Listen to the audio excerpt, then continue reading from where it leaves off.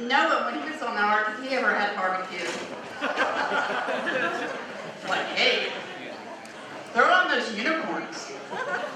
So, yeah, but free booze, that was great, right? You know why they gave you free drinks, right? Nothing says giving like a bunch of drunk Christians. The only reason why I know that is because I used to show up to church drunk, and I was the best timer. So, yeah, but anyway, bless their hearts, they were so confused. They didn't know whether to kick me out or put me in charge of communion. So, but yeah, I went to a Christian college, flunked out after 2 semesters. They said I failed Jesus. I just said, God bless us. Well, haven't we all, you know? But the reason why I went there in the first place is I wanted to be a preacher's wife.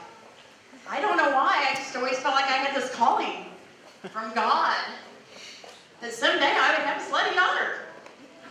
But anyway, I became a nurse instead. And I love that. By the way, what's with you men and your dirty nurse fantasies? My husband had that fantasy once, and I was on the couch with him one night. I said, hey, what do you want to do tonight? He said, how about you be my dirty nurse? I said, okay. So I got my dirty scrubs on, tied them up in 4-point restraints, and ignored him the rest of the evening like I did all my patients.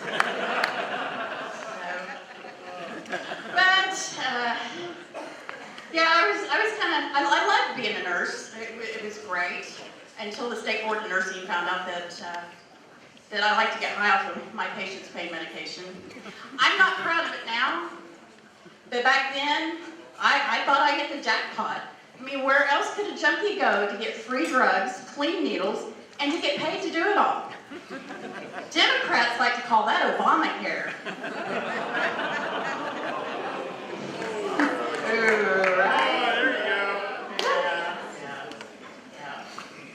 But I have a friend, she's in recovery with me. She's in recovery for her food addiction. The other day she said, you know, I really wish I could eat like a normal person. I said, yeah, I wish I could smoke crack like a normal person. But, you know, have you ever wondered if meth addicts ever want to use Drano like a normal person?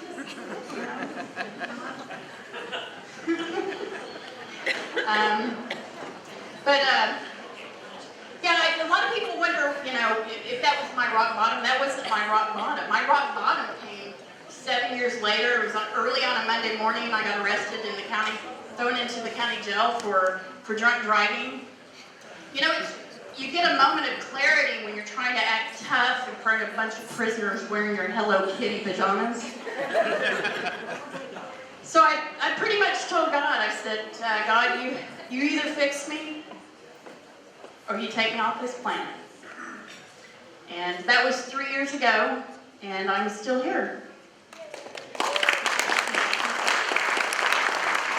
you know, can I be honest with you?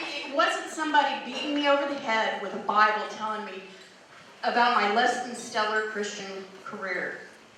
It was people like you doing what you do, the love of Jesus Christ, and that's what the gospel is all about.